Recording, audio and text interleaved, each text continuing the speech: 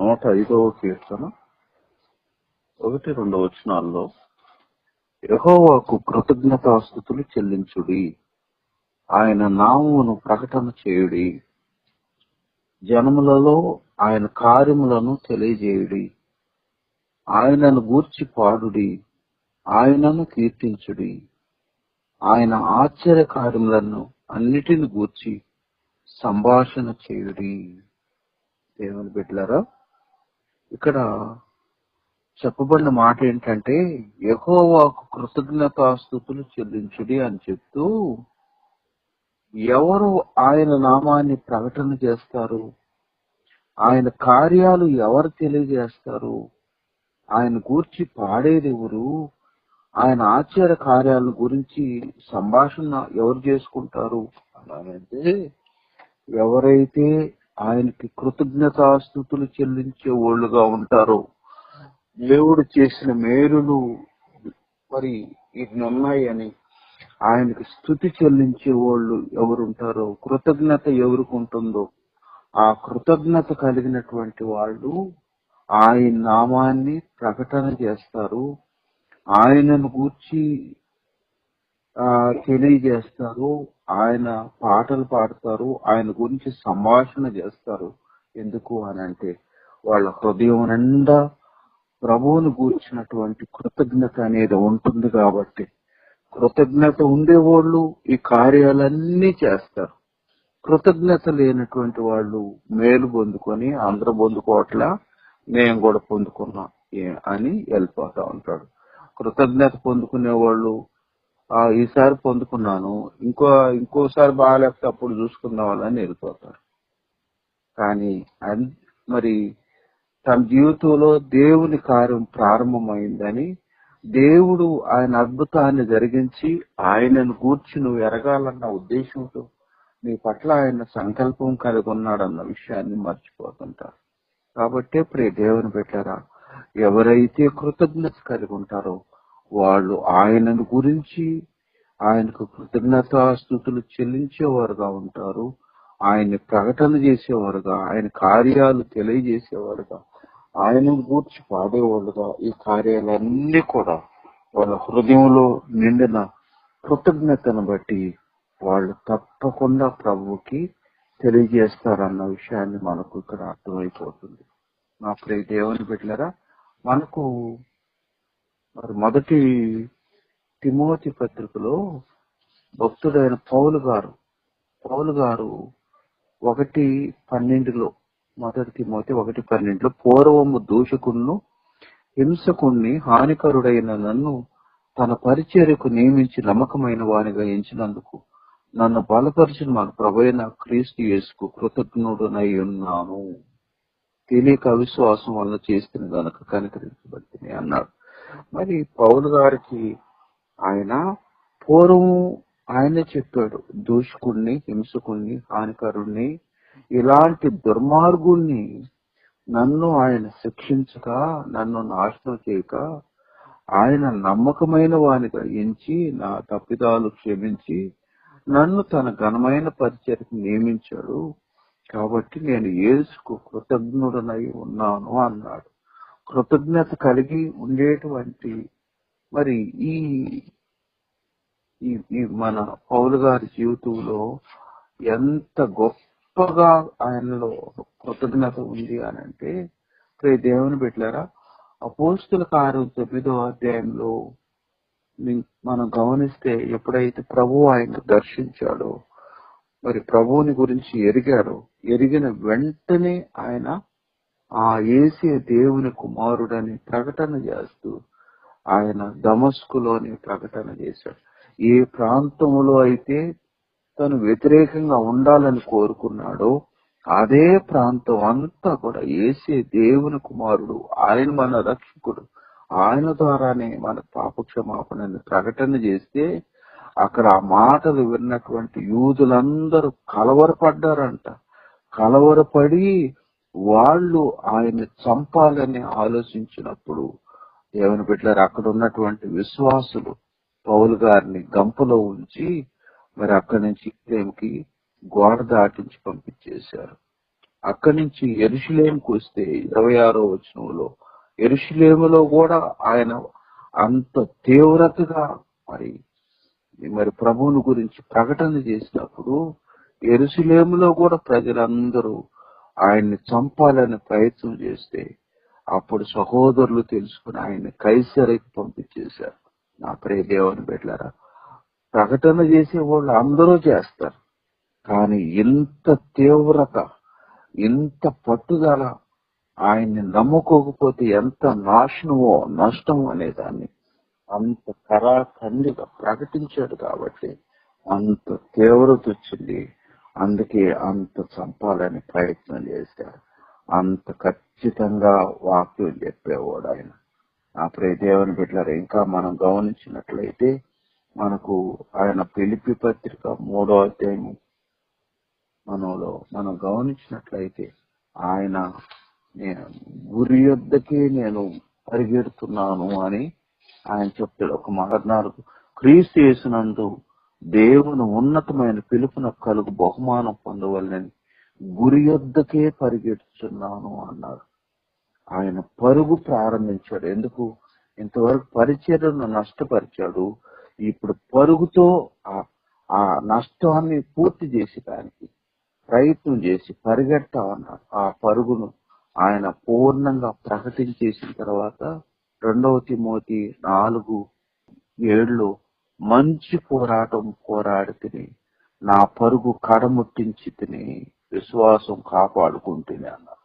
దేవుని బిడ్డలారా, ఆయన అంత తీవ్రతతో ప్రకటించడం మాత్రం కాకుండా దేవుని పరిచర్య అంతా కూడా చాలా దగ్గరలా నేను పరిగెడుతున్నాను అని చెప్పి రాసిపడింది.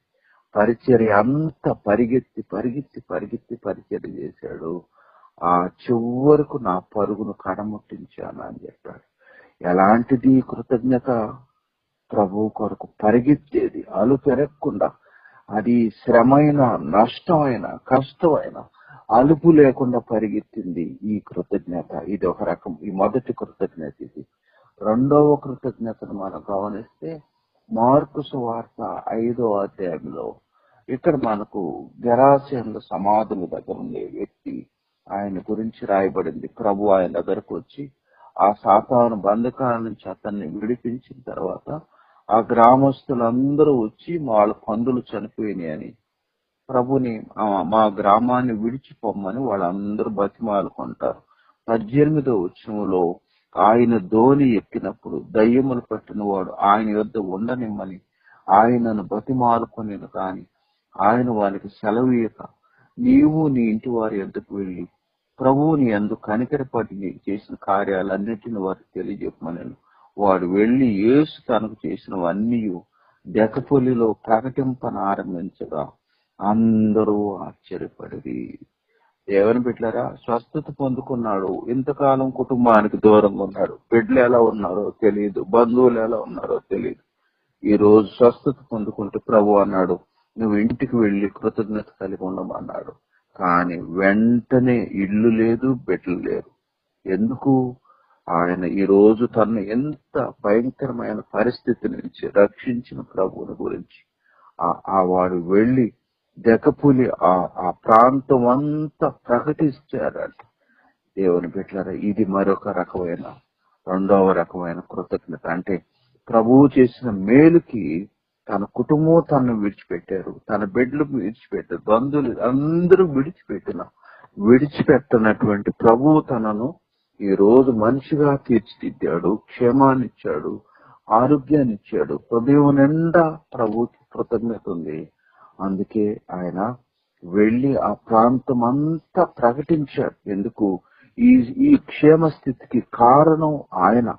ఈ రోజు సమాధానానికి, నెమ్మది కారకుడు ఆయన. కాబట్టి ఆయన చేసిన మేలులు మరిచిపోకుండా తన కుటుంబం కంటే, అందరికంటే నాకు ఈ రోజు ప్రాముఖ్యత ఎవరు అనంటే నా ప్రభువు అని ఆ దెకపులి అంతా ప్రకటించాడు. దేవుని బిడ్డలారా, మనం మార్కు సువార్త 1వ అధ్యాయం కుష్ఠరోగి కూడా ప్రభు దగ్గరకు వచ్చి స్వస్థపరచబడిన తర్వాత ప్రభు అన్నాడు, నువ్వు యాజకుడికి దగ్గరికి వెళ్లి కానుక సమర్పించు, సాక్ష్యం చెప్పమని పంపించి వేస్తే మరి మార్కు 1:45 వారు వెళ్లి దానిని గూర్చి విస్తారంగా ప్రకటించుటకును ఆ సంగతి ప్రచురము చేయుటకు ఆరంభించినబ్బా. విస్తారంగా ప్రకటించాడంట, ప్రచురం చేశాడంట. ఎందుకు?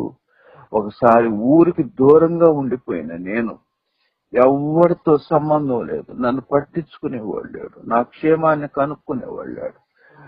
అందుకే ఊరికి దూరంగా పడిపోయిన నా బ్రతుకులో ఈ రోజు నన్ను ఒక మనిషిగా తీర్చిదిద్దాడు. సమాజం మధ్యలో, ప్రజల మధ్యలో నిలవబడే భాగ్యం ఇచ్చాడు. ఈ ధన్యతకు ఆయనే కారకుడు. అందుకే ఆయన ఆ ప్రాంతం అంతా ప్రకటించి విస్తారంగా ప్రచారం చేశాడంట. అప్పుడే దేవుని బిడ్డలారా, మొదటి కృతజ్ఞత పౌలు గారు కొన్ని లక్షల మందిని సంపాదించే సాధనం అయితే, మరి వీళ్ళు, మరి సేనా వ్యక్తి కావచ్చు, మరి ఈ వ్యక్తి కావచ్చు, వాళ్ళలో ఉన్న కృతజ్ఞత గ్రామాలన్నిటిని కూడా, లేకపోతే సమరయ స్త్రీ కూడా, ఇలాంటి వాళ్ళు ఈనాడు అనేక మంది, మనం భక్తి సింగ్ గారు కొన్ని మరి దేశాల్లో సంఘాలు స్థిరపడిపోయింది. ఓసన్న గారు, ఏసన్న గారు, ఆయన ఎన్ని గ్రామాల్లో ఎన్ని వందల సంఘాలు ఉన్నాయి.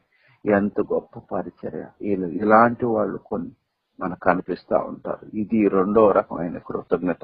లక్షల మందిని సంపాదించిన కృతజ్ఞత పౌలు గారిదైతే, గ్రామాలు వేల మందిని సంపాదించిన కృతజ్ఞత రెండవ కృతజ్ఞత. మూడవ కృతజ్ఞత వచ్చి వాళ్ళకున్న ఆస్తినిస్తారు, డబ్బునిస్తారు, వాళ్ళకు వాళ్ళు సమర్పించుకొని ప్రభువు కొరకు ప్రయాసపడుతుంటారు. మూడోది, వాళ్ళకున్న డబ్బుని మూడవ రకమైన కృతజ్ఞత, వాళ్ళు కలిగిన దాన్ని అంతటిని ప్రభువు కొరకు ఖర్చు పెడుతుంటారు.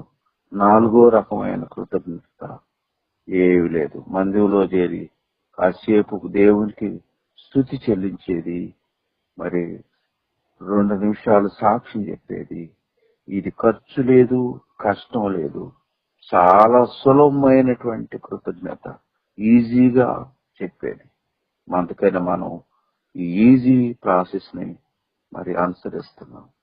అంటే మన కృతజ్ఞత, ఎక్కువ మంది కృతజ్ఞత ఎలా ఉంది తెలుసా? కేవలం నోటితో దేవానికి స్తోత్రం అంటున్నాము, మరి 2 నిమిషాలు సాక్ష్యం చెప్తున్నాము, దేవుడు చేసిన మేలులన్నిటికీ దీని ద్వారా సరిపోయిందని మరి దానికి మనం బదులు చెల్లించినట్టుగా ఫీల్ అయిపోతున్నాం. కానీ మన కళ్ళ ముందు 4 రకాలైన కృతజ్ఞతలు ఉన్నాయి. ఆ కృతజ్ఞతలు మరి ప్రభువు సంతోషించే కృతజ్ఞత, మెచ్చుకొని ఆనందంతో గంతులు వేసే కృతజ్ఞత ఏందో తెలుసా? ప్రభువు కొరకు ఆత్మలు సంపాదిస్తే. అందుకే లోకసు వార్త 15:7 అన్నాడు, ఒక్క ఆత్మ రక్షించబడితే పరలోకములో ఆనందం.